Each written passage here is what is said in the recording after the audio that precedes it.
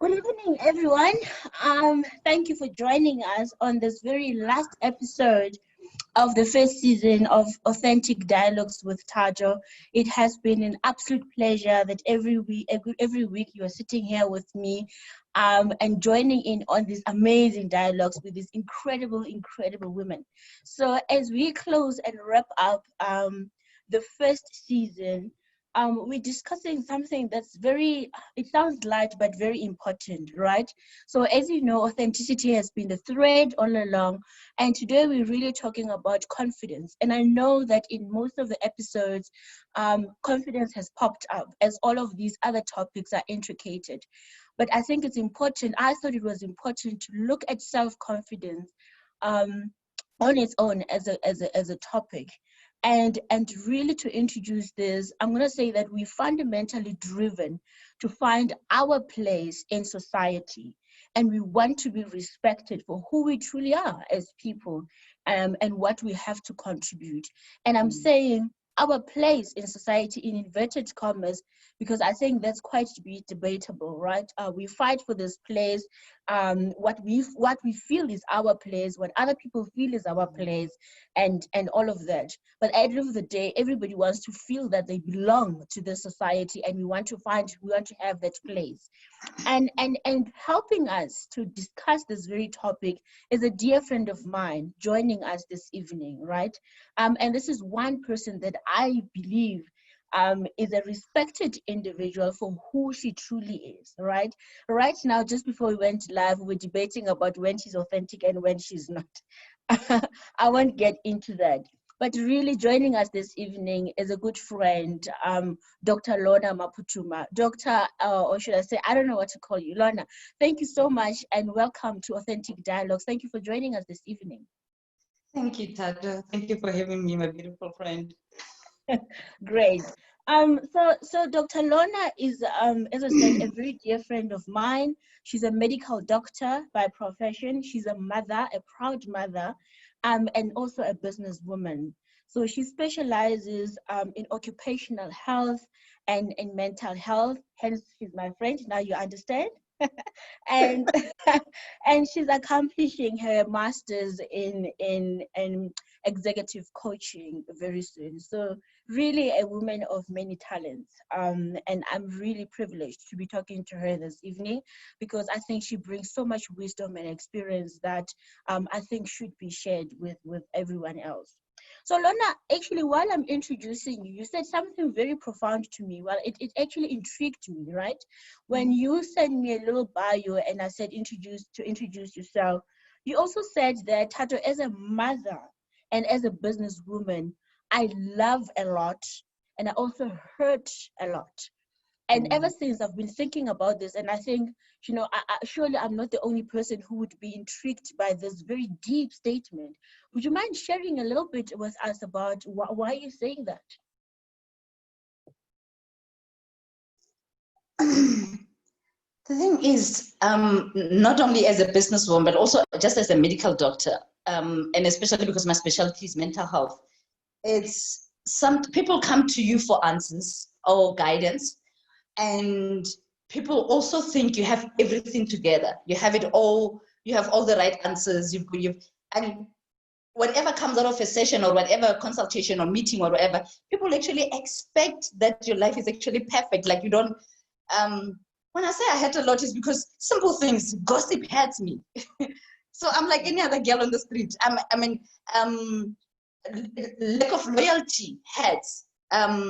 The reason I'm saying that when I wrote that is because we were going through something very difficult in our business where somebody that we really, it was a loyalty issue, somebody that we really trusted so much in the business was actually stealing from us. And my business partner and I, more on her side actually, we were so hurt. It wasn't even just about even finding justice or having to do all the criminal records. It was just about to the core of the fact that I really trusted you. I gave you my life. I gave you my business. I gave you this direction in my life, and I gave you so much space, and you took it away or misused it. And that hurts. So it can be a lot of things. It can be business, it can be life issues, but we still hurt. And you might look so strong. That's the authenticity part. Because people on the outside think that okay, you're accomplished, you've got everything, you're winning most of the things that they are seeing. So you are supposed to be strong, you're not supposed to be crying, you're not supposed to be complaining about anything. But I am still human. I've got that same heart muscle that you have. I shed the same kind of tears, and the same kind of words still hurt me. I might rise up quicker, but it still hurts. So that is what is very important, because then I think that's very important, because I remember even the patient that I saw today, we were connecting on that level. That I think the other thing, especially the Black community, I think even the white, is there's this person in the family that is supposed to be strong. So there's family death, you're the strong one, you don't cry. You are the one who's supposed to make sure that you pay all the bills, or the program is well organized. You're like, you put everybody together. At the end of the funeral, or by the time you've buried somebody, everybody else moves on with their life. They had time to mourn. They had time to go through whatever pain they had. But you wanted to prove to the world that you want, like, for example, let me give you won't fall apart. Like, you have it all together, and you can still make it together. And somehow we even carry it even beyond the bereavement. We still carry it, and we still pride ourselves for, I was there for my family, I buried whatever, or I didn't shed a tear, or whatever, I stood up. That is something that we keep on saying. Even in therapy rooms, people tell you, be strong, don't cry. And I want people to really be true to themselves and say, you know what, I was once a young girl, I was cheated. We still have issues of husbands, we still have issues of finances, we still have issues that make us cry. I'm still human, but I might be able to rise up quicker, but I still had. Yeah, I quite loved that. So it intrigued me because it was part of the introduction, and it's very rare for somebody in their introduction to be that bare, right? To be that bare and open and vulnerable in that way, because normally people have to peel off, and we've spoken about layers in some of the conversations, peel off layers and layers to get to that part where you say, I'm actually human and I hurt. I hurt as a mother, I hurt as a businesswoman, I hurt in the many roles that I may be playing. I do hurt. I love a lot, but I also hurt. It comes with it's like a double-edged sword. So what I loved about that is you immediately went, you know what, this is me. This is who I am. And I hurt a lot. I love a lot, but I also hurt in the many roles that I play. And I think it comes with this confidence thing that we're talking about, right? The self-confidence, because you show up as this bold, strong woman in front of people in the many challenges that we navigate and we go through in our lives. We show up as this bold, strong, confident women. But does it mean that we're immune to pain and suffering and all of that? Absolutely not, right? So I'm hoping that we will get to talk about more in our conversation this evening. So, it stands to reason that the more you understand what you really believe in, the more authentic you will be, and the more confidence you will have, right? So the key is really understanding what you really believe in. And in our previous discussions, we've spoken so much about self-awareness. As a coach yourself, you would it's something that you will understand when you talk about self-awareness. But for you to really get to understand the things that you really believe in, what makes you, what makes you the individual, unique self that you are, it's really the more authentic then you get, and the more confidence that you build. Do you believe in that statement, and how true has it been for you? It comes from, I believe really, I think it comes from stripes. By that I mean, the more scars you have, the more thorny as you walk and find yourself in life, the more broken, as many times as we get broken, the more you get to actually find out what you actually believe in, and then be able to really hold firm to it. Because I don't think you can ever hold. I mean, there's practice to everything. So there's also practice to finding out what you believe in. You make mistakes, you fall, and then you come to find what works for you. Because many a times before, you didn't know. We get born into a world that is full of any opportunity or anything that is out there. For example, when it comes to being authentic, Tato, before the whole topic, we were talking about how I like my hair, how I like all the other things. Okay. Yeah. And and for me, it was like, if I don't believe in what I have, or what I am, and what I look good in, and what I feel very confident in, then I'm going to do it for the rest of the world and not be able to be authentic. It's examples like, try to be more African, or and that's why I said we'll talk about this, because when it comes to authenticity, it is more about being genuine. Yes. And when you are genuine, it's about finding things that really make your soul happy. It's about me inside. It's honestly, it's not about what the morals, or it's not more about what the world has created for you. It's about what makes me happy, Tato. You know. So, if a certain culture intrigues me for the hair they have, or the color of the eyes they have, or whatever, I still am African. I still love who I am, but I can be African in that way, and I can still say I love it. So I shouldn't be like, for example, I'm authentic with what I am. I'm like, for example, I struggle to find a traditional piece of clothing in my wardrobe. I really do.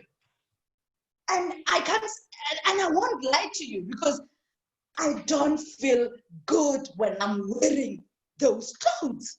Yeah. And I won't lie about it. And that is, for me, it's not, that's why for me it's important to say, and I've even tried to look, and I said, a lot of times we say the opposite of authenticity is being fake.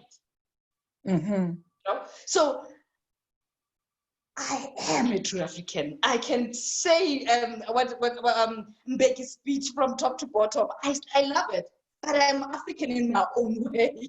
I am Lona in my own way. I'm a medical doctor in my own way. If people prefer this kind of service to the people, this is my way, and this is how I do it, and this is how I feel good at the end of the day after doing it. So when it comes to I had to go through ways and maneuver myself and find myself in this space to finally say I'm okay. If a good example is finding it difficult to blend in an environment where people probably take themselves for whatever association they are in. Let's say we create a group of African, let's go through a group of a society for doctors that are just African. I have all issues with such things, because I believe there's good, and there's good in every other culture, in every other thing that happens out there that we can learn from. Let me give you an example, Tato. I love what COVID did. I'm one person who, in the African culture, I honestly do not understand why I'm supposed to be mourning for 7 days, and people come to my house and eat with me, and thank you, Lord, and come, and they say they are here to mourn with me, and everybody, my aunt, my grandmother, and everybody tells me it's cultural. You have to do this. Now I have to pay for every plate when you come into my house. I'm crying, and I have to feed you, and I have to do that for 7 full days until I bury my mother or whoever, and I have to do it because it's cultural. I have to do it because it's African.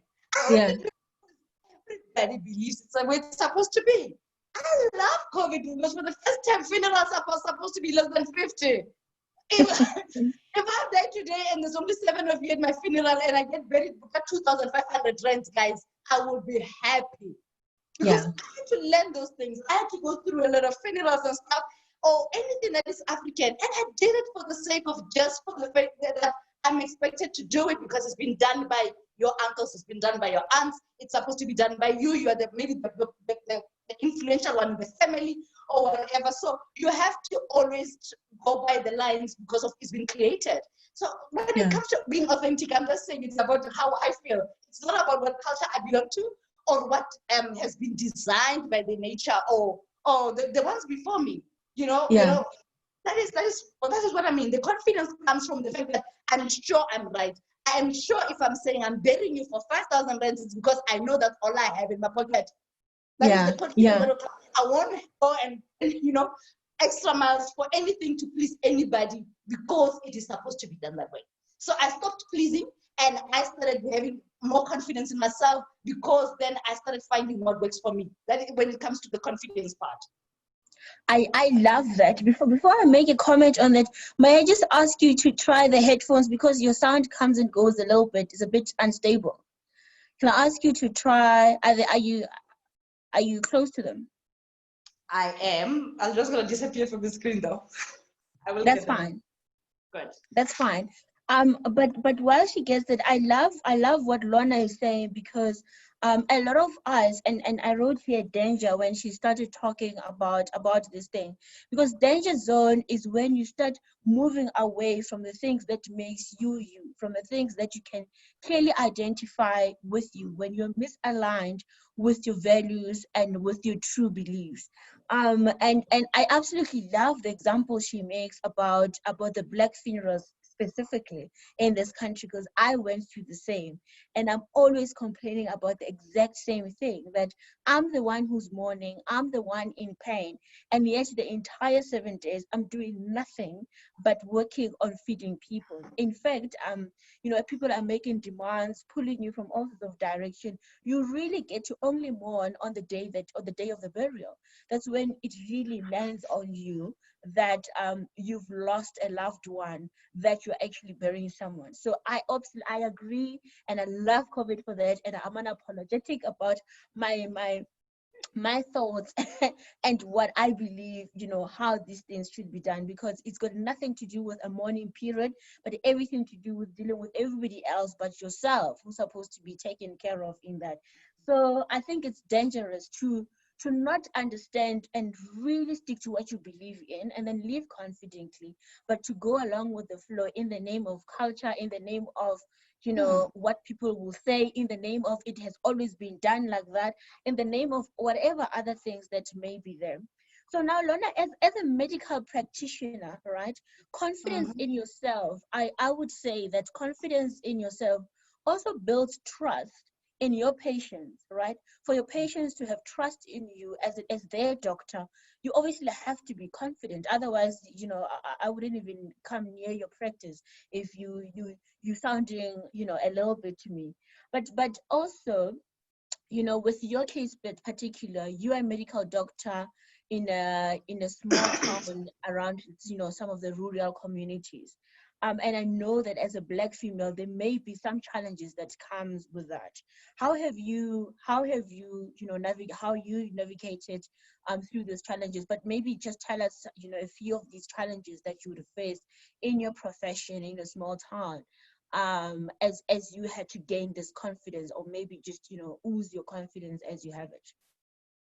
So my beautiful friend, I can't find my headphones, so I'm so sorry about that, but just gesture or let me know if you're losing me when it comes to sound.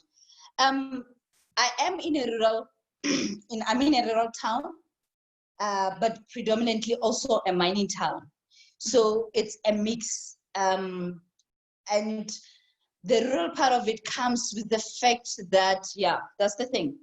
I was also sharing with the fact that being in a rural town, and it's a very difficult thing, because then there's literacy issues, there are social issues, and you also you have to balance those.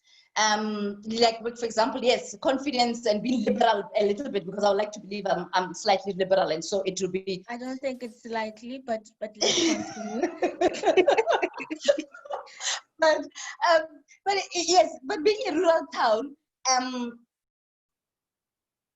what I love is, I think maybe I had to work hard to gain the confidence of the people that I was servicing in this town. to an extent that, remember, my surname is Maputuma. So Maputuma sounds big and huge. Like, so if somebody is a referral and they say, I came here to see a certain doctor called Dr. Maputuma. And in a rural community, you've got both our grandfathers and everybody who, number one, believes they cannot be touched by a young girl. Maybe they believe in the old, maybe white, old man doctor, you know. It was quite hard because first the surname made they didn't even ask who it was. But they walk in, then they find, I'm short. I'm like short. And those other things. A good friend of mine told me the other time. He says, in the young days you were so arrogant because of your short belt syndrome. So Yeah. short belt syndrome. But yes, I'm so short. I'm black, and I'm a girl, and I look young for my age, which is a blessing, sometimes not. But then you find that you've got people who come in already with expectations of somebody who already knows what they're doing, and your grandfathers, your grandfathers, they came, or even, you know, they believed in, and also it was tough because I had a white partner before all this, and you would find when he left the practice, or even when he was still there, the kings, your chiefs, the big people in the community, your tenderpreneurs, the big people who have money in town. So it's made out of those people who have money. So when they walked in, they had a choice of a white and a black. They had a choice of a woman and a man. They had a choice of young and old. And in those days, obviously the choice was clear. He's white, he's a man, he would understand their issues. He's big, he's like huge, I'm short and everything. So it was difficult, but it didn't hurt me. That's the thing. It was okay because he always pushed them towards me for them to actually experience what I was made out of. And I thank him for really trusting me as a business partner in those days when it was very hard. It was really, it's about 20 years ago. And it was very hard in a small town, which was more like a Burki town at the same time also. And so you have two African, I must say, and then you've got two rural at the same time, and two, not forgiving for being young. So they believe wisdom comes with age. So it was important to really try and blend those. And I'm very grateful for him to give me the platform to actually allow that experience of the yes and the no, the rejection, the trials, and the learning for me too. It was a good learning because then you harden up and you don't get offended anymore. Even today, I don't get offended if somebody chooses and say, you know what, I'm sorry. I expected something different, or it was good. It is okay. So it wasn't an easy thing, and it still isn't an easy thing. But what I love about it is the rural community is also very forgiving, and it's once you've entrenched yourself, the people are really, they actually do better than you guys in the cities, I must be honest. I love rural patients. We struggle here in the cities. Yeah, we struggle. I agree. No, you guys, you walk in with the Dr. Google already in your heads. I mean, like, you want me to tell you. I mean, one patient walked in today with a list of tests that they wanted me to tick on a form. Wow. Really, my young boy. Yeah, so, it must be tough. But the rurals, I think I'm happy. I'm happy.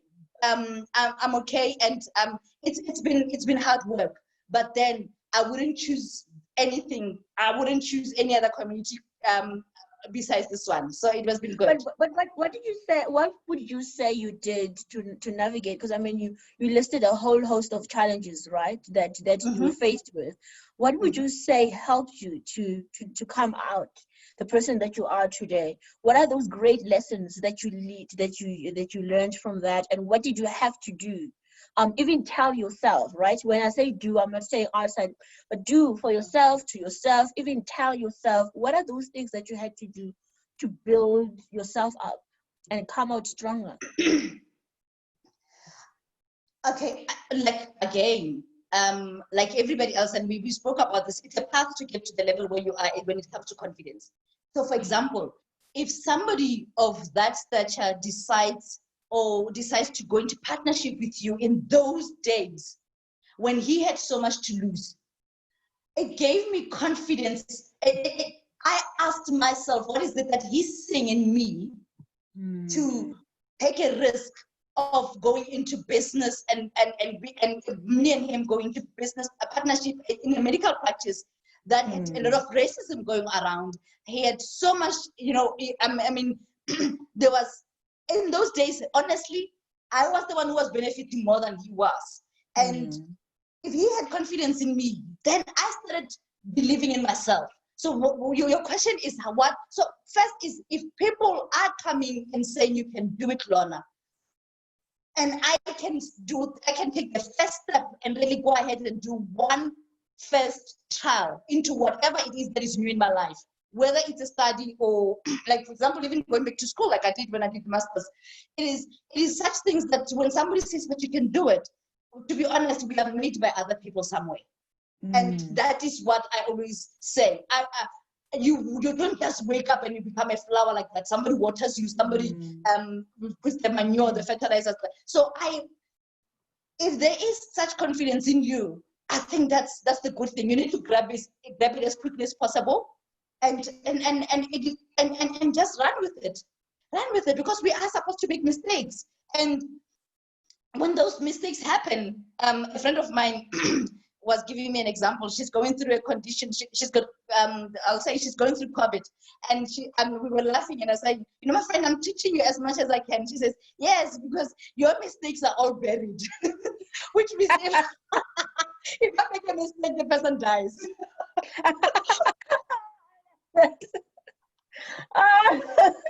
Yeah. We don't have evidence of your mistakes, right? They're all dead. So I give it to God, and I say, please, God, walk with me.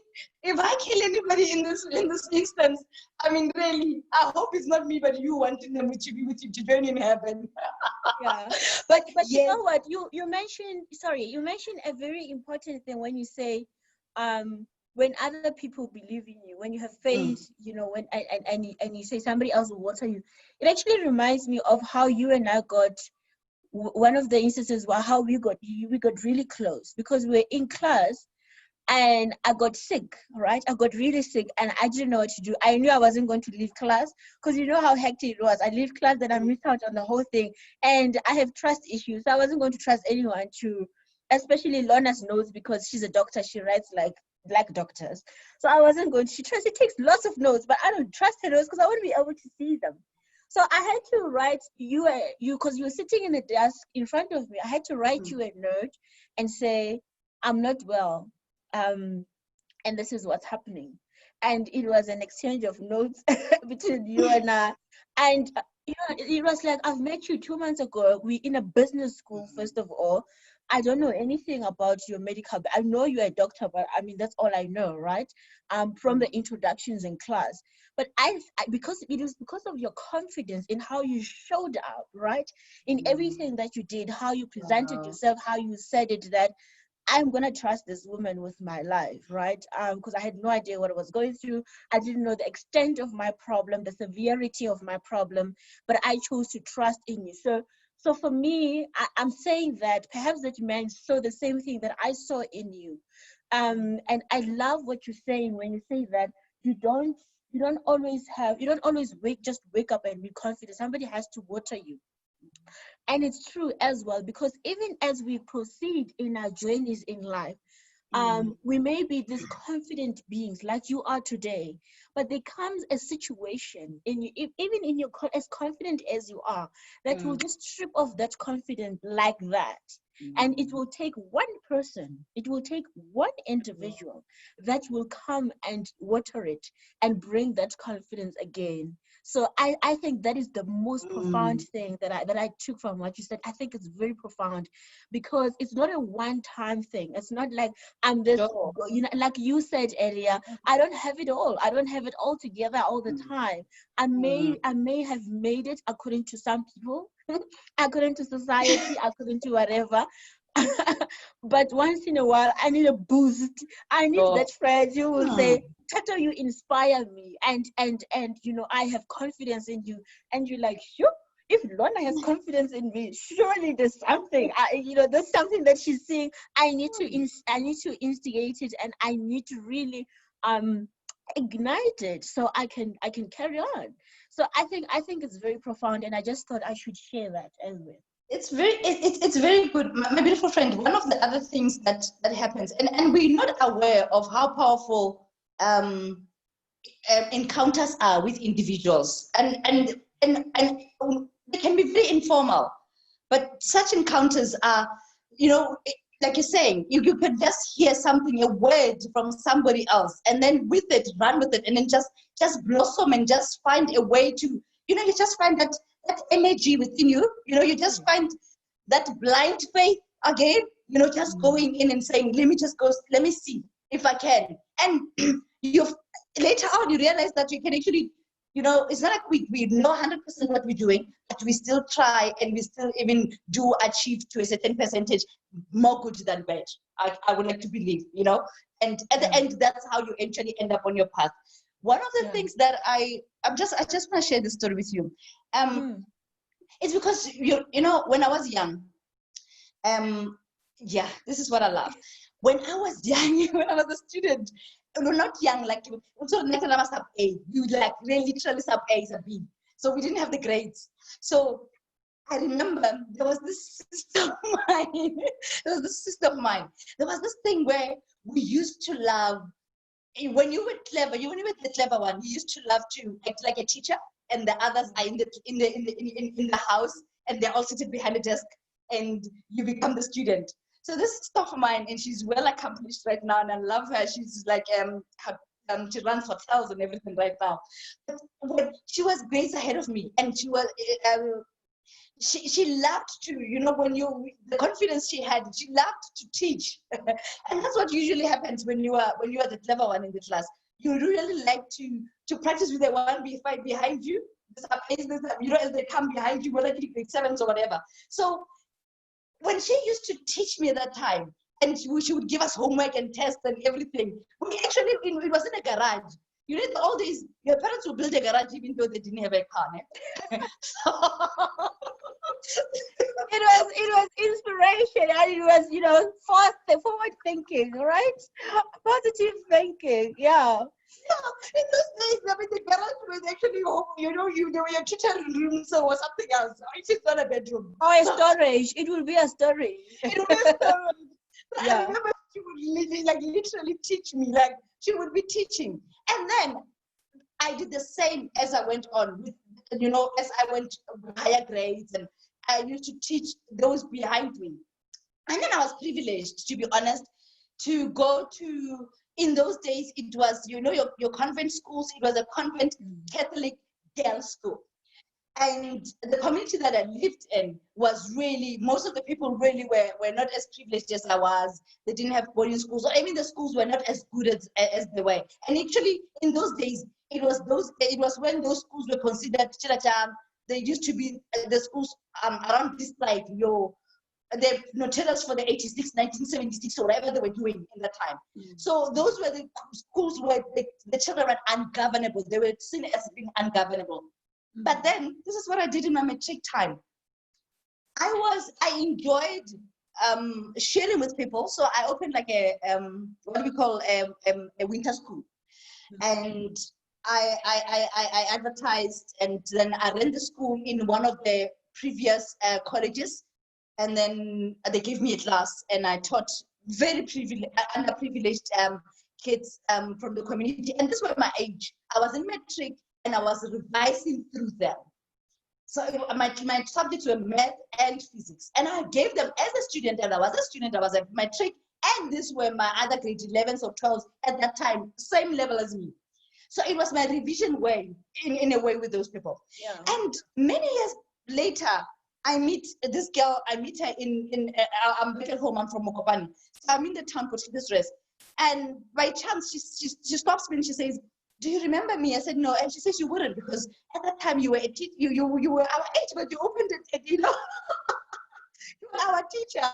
And we didn't have good lecturers, and you gave us, and she actually says from then, I didn't like maths, I didn't like physics. But when you taught them, and I could not believe it, because you taught them, you taught them in a way that it made sense to me as a student, as compared to the way the teachers were teaching it in my class. And I had so much love for math and physics after that, that I actually even went to England and became a subject teacher for math and English and science, because of what you did with me. And I didn't have a chance because I was just an underprivileged rural kid. Wow. And that is many years later, when I was already a doctor and working, and she remembered me when we met. So I'm like, you're not aware of the impact you make. And that's what I'm saying. We all are made by somebody else, guys, whether it was intentional or unintentional. But somebody flourishes under your wing or something. So when people say they're self-made, I still say there's no such, really, to be honest. No such. There is no such. We still, and that's why maybe that's what puts us back as Black people, because we want to be the only Black one who does this. We want to be the only one Black one who does this. So if I learned to breastfeed from other people, and that way, every encounter is also breastfeeding session to other people. I agree. And that is why we say in the African way that it takes a village to raise a child. And it's true in in your career, in everything, because you can't do it alone.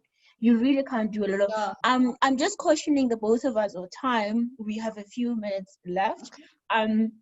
But I want to ask a very important question as a medical doctor, right? How has self-confidence helped you set those healthy boundaries with your patients? Because being a friendly person, or the young girl as you seen by the elders, by this thing, you still need to set healthy boundaries, though, right? As a doctor-patient thing. How has your self-confidence helped you set those boundaries? Okay. Yes. Okay, one of the things I learned to do is to believe in my science, in the science, the knowledge, and everything I have, and time. When I say time, a day is made out of 24 hours, and it doesn't change, whatever part it is. And I had to start learning to draw boundaries, because as a doctor, you're expected, or people believe, number one, you made an oath. So you have to help me whether I have money or not. People believe in that. You have to help me whether it's after hours or not.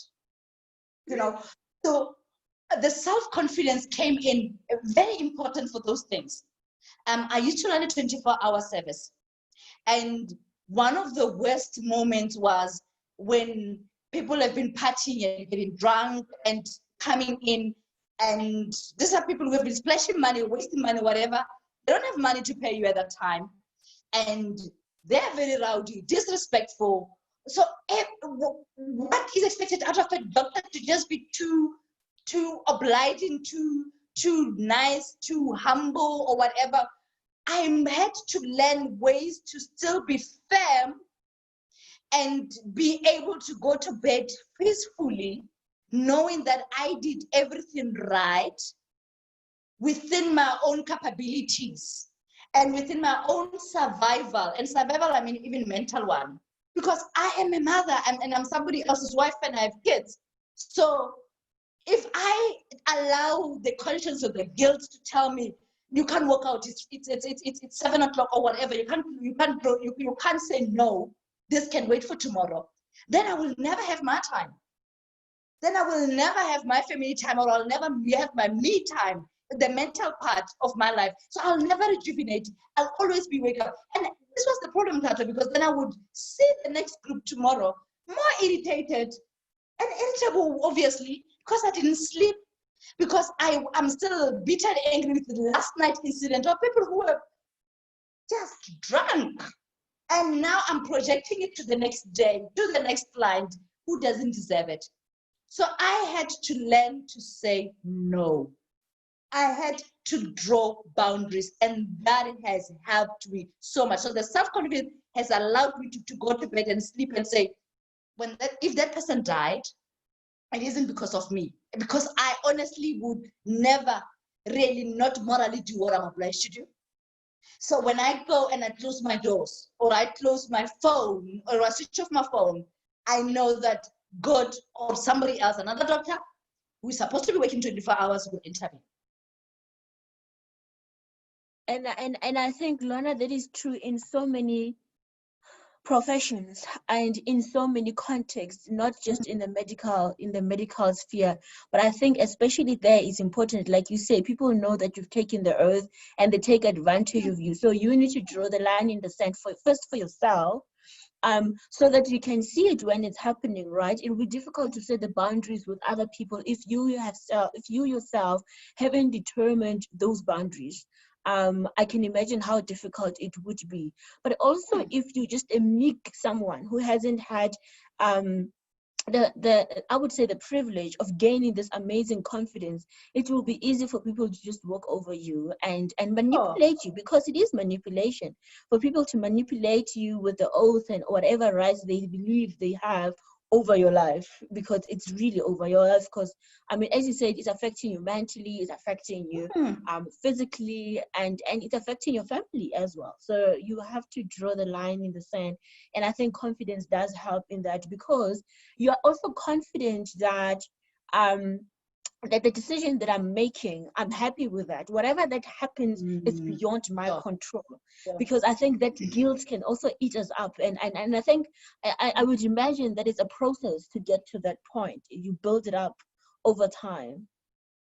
It does, and it's very difficult, because what ends up happening is really you end up selling your soul, to be honest, and it doesn't do justice to whatever it is. I mean, I'm still also a businesswoman at the end of the day, also, you know. So it is important to also say, I have to have a balance here. I have to survive, because Tata, I always say this. Nobody walks into Spar or ShopRite and says, "Guys, I'm too poor. I'm too poor now. Please let me. I'll pay you tomorrow." You make sure, guys, your makeup, you get your makeup, you get your airtime, guys, you get your food. But when it comes to help, or us, we are being seen, and it's even in business everywhere. I love it, especially in the mining town. The doctor is the last one to be paid. Wow. So somehow health, people believe health is the last thing. So we're supposed to be taking oath. We're supposed to be just those who just, they walk over you. You're supposed to say yes to everything. Let me give you an example, Tata, and I'm closing this. A woman can call you to a woman conference. Everything, high prices, everything paid. They'll pay the caterer, they'll pay the venue, they'll pay the program director hundreds and thousands of money, and they expect you as a doctor to do it for free. Wow. They want you to do it as a social offering. So that's what I'm trying to say here, that I had to learn such things. And you're thinking, and to them it's like, you're giving back to the community. I choose the way I want to give back to the community. Yes. And it should be the way I feel I want to give. If I have a list of donations I do, that's it. It ends here. You know what I mean? So that's what I'm saying. When it comes to where I am, I had to really learn to say no, because I know my counterparts struggle with it when it comes to health, because we always put money at the end, we put ourselves at the end, we always want to be the humble ones and whatever, and it's very difficult to actually it's very difficult to say no to anything. Whether you can't afford me, I'm sorry, government maybe you can't. Sorry, is there any other reason that we can't, I mean, you come in here disrespectful and drunk, I'm sorry, I can't see you if you can't respect me in this moment. If you can't be respectful to my receptionist, if you can't be respectful to my nurse, if you're saying racist words, or if I should, so if anything, I had to learn that, and I'm so sorry, and I'm sleeping well, I really am sleeping well, and I'm happy with it, and that's when I know I have found myself. I love how you closed it. That's when I know I found myself, because that's what authenticity is about. It will feel right to you. And it doesn't matter if Tato sees it as right or the next person, but it feels right to you. Your conscience is clear. You sleep at night, you have peace. And that's what authenticity, it has to feel right to you. Based on your values, based on your belief system. That's what we're saying when you're saying it's authentic to you, because it's for you and your uniqueness. Unfortunately, we have come to the end of our show. It has been, and I mean, I had so many questions that I haven't answered. There's so many things that I wanted to extend on what you said. But it always happens with these sessions. We have so much fun, and we speak about a lot of real stuff that are happening in our lives, in our community, in the corporates. The real issues that are there that we want to deal with, that we want to authentically dialogue about, and hopefully come up with solutions. But I truly, truly hope that this episode, as much as it did to me, has shed some light, some insight that came through, and made me think about one, if not more, but just one thing that I would continue thinking about tomorrow and the next week, and that I would do something differently about in my life. Lorna, is there any other, last words that you want to say as we wrap up and say goodbye to our dear friends? I must say, like coaching, this is enlightening. I actually enjoyed myself. And I learned more about myself actually the more I talked. So yes. Yeah. No, but Thank thank you for coming through. Thank you for sharing authentically your stories with us, and your experience with confidence, how you built your confidence and your authenticity, which is how I met you, by the way, how I felt, how I got attracted to you, just like as every woman who came and sat here every Tuesday. That's exactly how I got attracted to them. It's because of their authentic self, and to speak their truth no matter what. I think that's what's important. Speaking the truth no matter what, because if you go with the people, I think you'll always be bouncing off up and down, left to right, and you'll never really be respected. So thank you so much, Lorna. It has been incredible. And that brings us to the very last episode of the season. I'm hoping to connect with you in the next couple of months. We will be working very hard in the background to gear up for season 2. It is promising to be full of surprises, full of other things, but we will share more details on that in the future. And that is it from me. Thank you.